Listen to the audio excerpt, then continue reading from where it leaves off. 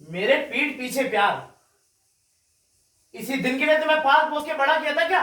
पापा ये मुझसे सच में प्यार करता है। अच्छा, प्यार करता है तुमसे?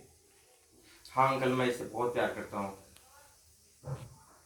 प्यार करते हो तुम इससे?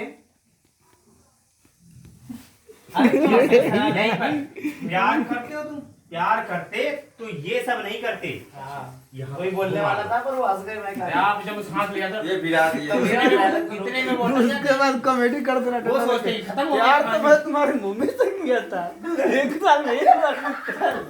अब यहाँ बोल देना आराम से कि प्यार, ये प्यार नहीं होता। ये देखिए इस टाइम शूटिंग चल रहा है हमारा। चलो ये देखिए आप सभी को, ready? ये हमारे दादा हैं कैमरामैन। ये प्यार नहीं होता? किसी के पीठ पीछे घुस के उसके घर में उसकी बेटी के साथ? अंकल आप गलत समझ रहे हैं। ये प्यार नहीं होता? आप गलत समझ रहे हैं, मैंने ऐसा कुछ नहीं किया। तुम क्यों नहीं बता रही हो? पापा ये शादी की बात करने आया था, हम कुछ गलत नहीं कर रहे थे।